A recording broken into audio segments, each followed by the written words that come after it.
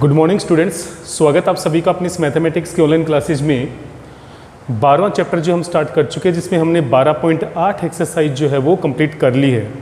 आज हम स्टार्ट कर रहे हैं 12.8 एक्सरसाइज के कुछ महत्वपूर्ण एग्जांपल्स, जिससे 12.8 एक्सरसाइज जो है वो पूरी तरह से कंप्लीट हो जाएगी। और कल हम लोग स्टार्ट करने वाले हैं 12.9, जो कि 12वें चैप्टर की लास्ट एक्सरसाइज है।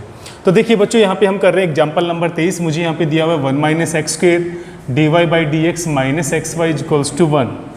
अब देखिए बच्चों, यहाँ पे किस तरह से हम इसका सॉल्यूशन निकालेंगे। सिंपल, आप यहाँ से dy बाई डी एक्स का मान निकालेंगे, यानी कि 1 - x² का जब पूरी समीकरण में भाग देंगे तो ये पूरी अवकलन समीकरण जो है वो अपने व्यापक रूप में आ जाएगी। तो देखिए बच्चों, यहाँ से 1 - x² का भाग देंगे तो यहाँ पे आएगा dy बाई डी एक्स, यहाँ पे आएगा माइनस का x अपॉन में 1 - x² इंटू में y, और इक्वल्स टू अपने पास हो जाएगा 1 अपॉन में 1 - x²। तो ये हो जाएगी यहाँ पे समीकरण नंबर 1।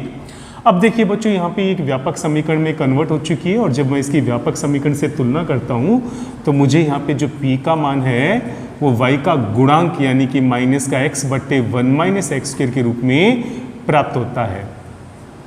अब देखिए बच्चों, p के मान की कैलकुलेशन करने पर, p के मान की कैलकुलेशन करने के बाद हम यहाँ से निकालेंगे इसका समाकलन गुणांक यानी कि इंटीग्रल फैक्टर, जिसका फॉर्मूला होता है e की पावर p dx, यानी कि e की पावर p की वैल्यू है बच्चों माइनस x अपॉन में 1 - x² dx। अब देखिए बच्चों, 1 - x² का अवकलन करने पे माइनस का 2x आता है, तो अंश में 2 से गुणा करके हम 2 से भाग देंगे तो हर जो है वो अंश का परफेक्ट अवकलज बन जाएगा। तो इसका जो इंटीग्रेशन होगा वो प्लस 1/2 log हर यानी कि 1 - x² के रूप में हमें प्राप्त होगा। इसे log को कैंसिल करने के लिए बच्चों यहाँ से 1/2 को जो है वो 1 - x² की पावर के रूप में लेके जाना पड़ेगा। तो यहाँ से जो इंटीग्रल फैक्टर है बच्चों वो e की पावर log और घात 1/2 लग जाएगी 1 - x² के ऊपर। तो देखिए बच्चों, 1 - x² के ऊपर जो घात है वो 1/2 अप्लाई हो चुकी है, ई से log हो जाएगा कैंसिल। तो कहने का मतलब अपने पास यहाँ पे 1 - x² की घात 1/2 यानी कि √1 - x² भी आप इसको बोल सकते हो, ये इंटीग्रल के रूप में हमें यहाँ पे प्राप्त हो जाएगा। अब देखिए बच्चों, यहाँ पे इंटीग्रल फैक्टर जैसे हमने प्राप्त किया, और इस इंटीग्रल फैक्टर का जब समीकरण 1 से गुणा करेंगे, 1 के दोनों पक्षों से गुणा करेंगे, तो देखिए बच्चों यहाँ पे बायां पक्ष जो है 2 पदों के गुणनफल का अवकलज बनेगा। एक तो परतंत्र चर y और दूसरा यहाँ पे है इंटीग्रल फैक्टर √1 - x²। इन दोनों के गुणनफल का अवकलज बनेगा, और राइट हैंड साइड में जब 1 अपॉन में 1 - x² को √1 - x² से गुणा करेंगे तो ये 1 अपॉन में √1 - x² यहाँ पे शेष बचेगा। अब देखिए बच्चों, इस अवकलन संकारक का जब पक्षांतरण करेंगे तो ये बनेगा समाकलन। तो यहाँ पे आएगा y√1 - x² बराबर में यहाँ पर इंटीग्रेशन लगेगा 1 अपॉन में √1 - x² और dx। तो यहाँ पे हमारा जो फाइनल सॉल्यूशन है बच्चों y√1 - x² बराबर में ये हो जाएगा यहाँ पे साइन इनवर्स x। 1 अपॉन में √1 - x² का इंटीग्रेशन होता है साइन इनवर्स x, और प्लस में आएगा c। तो यहाँ पर हम अपना सॉल्यूशन जो है वो बहुत आसानी से प्राप्त कर लेंगे। बच्चों, कई बार 1 नंबर में अगर कई क्वेश्चन आते हैं तो कई बार इंटीग्रल फैक्टर भी पूछ लिया जाता है केवल, तो आप इंटीग्रल फैक्टर जो है उसके ऊपर थोड़ा ज़्यादा फोकस करेंगे। ई के ऊपर इस तरह से log को काटते वक्त यहाँ पे ध्यान कर ले कि यहाँ पे कोई अचर राशि है या नहीं है।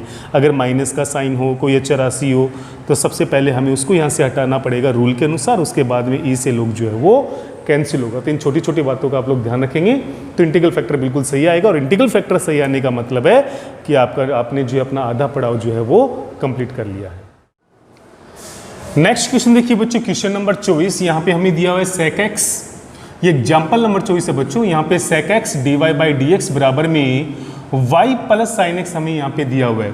तो बच्चों, इसको व्यापक रूप में बदलने के लिए आप देख सकते हैं कि sec x का हमें पूरी समीकरण में देना पड़ेगा भाग। तो देखिए बच्चों, क्या आएगा, यहाँ पे आएगा dy by d x, sec x का भाग देंगे तो ये हो जाएगा यहाँ पे y अपॉन में sec x, प्लस में बच्चों यहाँ पे हो जाएगा साइन x के बट्टे में sec x। तो देखिए बच्चों, यहाँ पे क्या आएगा, ये हो जाएगा यहाँ पे dy बाई डी एक्स, यहाँ पर ये sec x ऊपर जाकर बन जाएगा y cos x, और यहाँ पर भी sec x ऊपर जाकर बन जाएगा cos x। तो देखिए बच्चों, यहाँ पर इसको व्यापक रूप में अरेंज करने के लिए dy बाई डी एक्स की तरफ जो है वो y cos x का पद लेके आएंगे। तो ये हो जाएगा माइनस का y cos x, और बराबर में है अपने पास यहाँ पे साइन x और इंटू में cos x। तो बच्चों यहाँ पे हमने इसको व्यापक रूप में जो है वो अरेंज कर दिया और ये हो जाएगी यहाँ पे समीकरण नंबर 1। अब देखिए बच्चों, हम यहाँ से p की कैलकुलेशन करें तो यहाँ पे व्यापक समीकरण से तुलना करने पर जो p का मान है वो माइनस कोस एक्स के रूप में हमें प्राप्त होता है, जिससे इंटीग्रल फैक्टर e की पावर p dx के रूप में हम यहाँ पे ज्ञात करेंगे।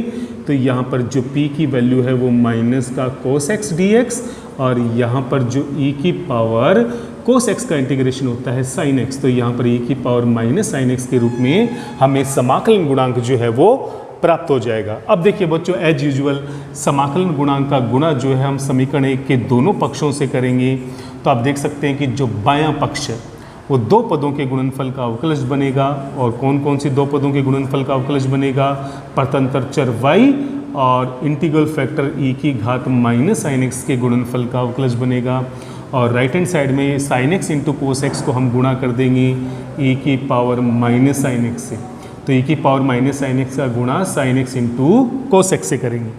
अब देखिए बच्चों, यहाँ पे जो ये अवकलन संकारक है इसका पक्षांतरण करेंगे तो ये बन जाएगा यहाँ पे समाकलन में y e की पावर माइनस का साइन एक्स बराबर में देखिए बच्चों यहाँ पे आएगा इंटीग्रेशन e की पावर माइनस का साइन एक्स, ये हो जाएगा यहाँ पे साइन एक्स और इंटू में हो जाएगा कोस एक्स और dx। अब देखिए बच्चों, इस पद का इंटीग्रेशन हम लोग किस प्रकार से करेंगे? सिंपल हमें यहाँ पे साइन एक्स बराबर मानना होगा t, जिससे मुझे कोस एक्स dx बराबर प्राप्त हो जाएगा dt। तो देखिए बच्चों, मेरे पास यहाँ पे क्या आएगा? ये हो जाएगा यहाँ पे y e की पावर माइनस का साइन एक्स बराबर में हो जाएगा बच्चों e की पावर माइनस का t इंटू में t और यहाँ पर आ जाएगा dt। तो देखिए बच्चों, यहाँ पे फर्स्ट और सेकंड से हम इसका इंटीग्रेशन करेंगे तो t तो हो जाएगा फर्स्ट और e की पावर माइनस t हो जाएगा सेकंड। तो देखिए बच्चों क्या आएगा? y e की पावर माइनस का साइन एक्स बराबर फर्स्ट रहेगा कांस्टेंट, सेकंड का इंटीग्रेशन तो e की घात माइनस t का समाकलन माइनस e की घात माइनस t आएगा, माइनस के साथ फर्स्ट रहेगा फर्स्ट का अवकलन यानी t का अवकलन 1 और सेकंड का इंटीग्रेशन करेंगे तो माइनस माइनस प्लस e की पावर माइनस t और dt आएगा। अब देखिए बच्चों, दोबारा हम इसको सोल्व करेंगे तो ये हो जाएगा y e की पावर माइनस का साइन एक्स, ये तो एज इट इज रहेगा, माइनस टी ई की पावर माइनस टी और ई की पावर माइनस टी का फिर समाकलन करेंगे तो माइनस ई की पावर माइनस टी और प्लस का आ जाएगा सी। तो यहाँ पे देखिए बच्चों, वाई ई की पावर माइनस का साइन एक्स बराबर में यहाँ से माइनस ई की पावर माइनस टी लेंगे कॉमन तो ये अंदर आएगा टी प्लस 1 और प्लस का सी। अब देखिए बच्चों, यहाँ पे t की वैल्यू हम वापस रखेंगे तो y e की पावर माइनस का साइन x बराबर में माइनस e की पावर माइनस का साइन x इंटू में 1 प्लस साइन x और प्लस में आ जाएगा यहाँ पे c और e की पावर माइनस साइन x का हम यहाँ पे भाग देंगे। तो पहले बच्चों c के साथ इसका गुणांक लिखेंगे तो c के बट्टे में e की पावर माइनस साइन x आएगा, यानी इसके गुणा में e की पावर प्लस साइन x आपको देखने को मिलेगा। और यहाँ से e की power minus sine x, e की power minus sine x cancel होके यहाँ पे आएगा आपके पास माइनस का 1 प्लस साइन एक्स बचेगा। तो बच्चों इस रूप में जो है हमें हमारा सॉल्यूशन जो है वो प्राप्त हो जाएगा। तो देखो बच्चों, y बराबर सी ई की power sine x minus 1 plus sine x के रूप में सॉल्यूशन यहाँ पे हमें प्राप्त हो चुका है। तो ये क्वेश्चन भी बेहद आसान है, केवल आपको इस समीकरण को रेखिक अवकलन समीकरण का रूप देना है और इसी की विधि के अनुसार हम इसको सोल्व करेंगे तो बहुत आसानी से हम इसका आंसर जो है वो प्राप्त कर सकते हैं। एग्जाम्पल नंबर 25 देखिए बच्चों, यहाँ पे दिया हुआ है x log x dy upon में dx प्लस y बराबर 2 log x। तो देखिए बच्चों, सिंपली यहाँ पर भी आपको क्या करना है, इस पूरी समीकरण को x log x से डिवाइड करना है, जिससे ये पूरी समीकरण जो है वो अपने व्यापक रूप में कन्वर्ट हो जाएगी।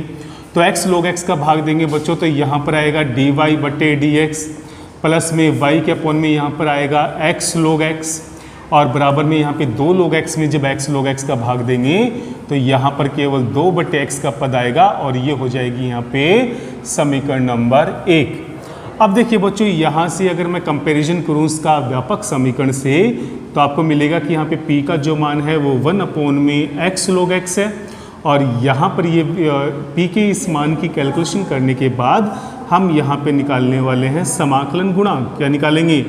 समाकलन गुणांक यानी कि इंटीग्रल फैक्टर, वो होगा e की पावर पी डी एक्स। तो बच्चों e की पावर पी डी एक्स, तो p की जो वैल्यू है वो 1 अपॉन में x log x है, 1 अपॉन में x log x और यहाँ पर ये हो गया dx। तो तो देखिए बच्चों, हम इसको थोड़ा सा अलग तरीके से लिख सकते हैं। e की पावर इंटीग्रेशन 1/x को अंश में लेकर इसके बट्टे में अगर मैं log x लिखता हूँ तो आप देख सकते हैं कि ये रूप तो x log x का ही बनेगा, परंतु log x का अवकलन करने पे अंश यानी कि 1/x परफेक्ट तौर पे यहाँ पे मिलेगा। इसका मतलब इसका जो डायरेक्ट इंटीग्रेशन है वो log हर हो जाएगा, यानी कि log x हो जाएगा। क्या हो जाएगा यहाँ पे? log x। तो e से log हो जाएगा कैंसिल, तो हमारे पास इसका जो इंटीग्रल फैक्टर है वो क्या आएगा? log x आएगा। अब देखिए बच्चों, इस इंटीग्रल फैक्टर का गुणा समीकरण 1 के दोनों पक्षों से करेंगे। तो समीकरण 1 के दोनों पक्षों में जो बायां पक्ष है वो कौन सी दो पदों के गुणनफल का अवकलज बनेगा? वो बनेगा यहाँ पे परतंत्र चर y और इंटीग्रल फैक्टर यानी कि log x के गुणनफल का अवकलज बनेगा। और जो राइट हैंड साइड है बच्चों, वहाँ पे आपके पास क्या आएगा? 2/x को जब log x से गुणा करेंगे तो ये आ जाएगा 2/x और log x। अब बच्चों ये dy/dx अवकलन संकारक का जब पक्षांतरण करेंगे तो ये कन्वर्ट हो जाएगा यहाँ पे समाकलन में। तो यहाँ पे है y log x equals to integration 2/x log x, 2/x log x। अब देखिए बच्चों, यहाँ पे हम इसको दोबारा अच्छे से अरेंज करते हैं। ये आ जाएगा यहाँ पे y log x, 2 अचर राशि है, इंटीग्रेशन से बाहर आएगा, ये हो जाएगा 1/x log x और dx। अब देखिए बच्चों, यहाँ पे दोनों ही पद x के पद हैं, तो हम इसका इंटीग्रेशन जो है वो खंड से समाकलन से करेंगे, या फिर इसको हम लोग सिंपली जो है वो log x को t मान के भी हम इसका सोल्यूशन निकाल सकते हैं। तो मैंने यहाँ पे माना जो log x है वो किसके इक्वल होगा? यहाँ पे t के। अवकलन करने पे यहाँ पे 1/x dx बराबर जो है हमें dt जो है वो प्राप्त हो जाएगा। अब ये वैल्यू जब यहाँ पे रखेंगे बच्चों, देखिए अपने पास क्या आएगा? इस समीकरण का परिवर्तित रूप ये बन जाएगा यहाँ पे y log x बराबर में 2 जो चर राशि है वो बाहर एज इट इज रहेगा, यहाँ पर ये बन जाएगा t dt, ये बन जाएगा यहाँ पे t dt। तो देखिए बच्चों, यहाँ पर आएगा y log x और यहाँ पर t का जो इंटीग्रेशन होता है वो t²/2 होता है, और प्लस में यहाँ पर आएगा आपके पास c, और t से 2 जो है वो हो जाएगा कैंसिल, और यहाँ पर t की वैल्यू हम वापस रखेंगे तो t जो है वो यहाँ पर log x के इक्वल है, क्योंकि हमने log x को यहाँ पे t माना है। तो यहाँ पर आ जाएगा आपके पास log x की होल स्क्वायर और प्लस में आ जाएगा c। तो बच्चों इस रूप में हमें हमारा सॉल्यूशन जो है वो प्राप्त हो जाएगा। तो देखा बच्चों, ये क्वेश्चन भी काफ़ी आसान है। इसको भी x log x से विभाजित करके हमने इसको अवकलन समीकरण के रूप में परिवर्तित कर दिया, और उसी विधि से जो हमने इसको सॉल्व किया, काफ़ी आसान इसका इंटीग्रेशन था और आसानी से हमने इसका सॉल्यूशन जो है वो प्राप्त कर लिया। एग्जाम्पल नंबर 26 देखिए बच्चों, और ये लास्ट एग्जाम्पल है और महत्वपूर्ण एग्जाम्पल है। यहाँ पे दिया हुआ है 1+y² dx बराबर में tan inverse y minus x into में dy। देखिए बच्चों, यहाँ पर रेखिक अवकलन समीकरण के रूप की अगर मैं बात करूँ तो वो दो रूप में यहाँ पे आपको समीकरण उपलब्ध है, dy/dx और dx अपॉन में dy। तो यहाँ पे आपको dx अपॉन में dy बनाना है कि dy अपॉन में dx बनाना है। इस कन्फ्यूजन को दूर करने के लिए मैंने आपको कल भी एक तरीका बताया था और वो आज मैं आपको रिपीट कर देता हूँ। जब भी इस प्रकार का कन्फ्यूजन आए कि dy/dx बनाएं कि dx अपॉन में dy बनाएं, तो आप ये देख लीजिए कि यहाँ पे चर राशि x और y में से कौन सा सिंगल तौर पे आया है। तो आप देखेंगे बच्चों, यहाँ पे x यहाँ पे आया है सिंगल तौर पे, बाकी यहाँ पे सिंगल y कहीं पर भी नहीं है। इसका मतलब अगर सिंगल x यहाँ पे आया है तो आपको यहाँ पे इसको dx अपॉन में dy का रूप देना पड़ेगा। कौन सा रूप देना पड़ेगा? dx अपॉन में dy का रूप देना पड़ेगा, ना कि dy अपॉन में dx का रूप। तो सिंपली बच्चों आपको क्या करना होगा? dy का पक्षांतरण करके dx के बट्टे में लेके आएंगे और इसको हम व्यापक रूप में जो है वो कन्वर्ट करेंगे। तो देखिए बच्चों क्या आएगा?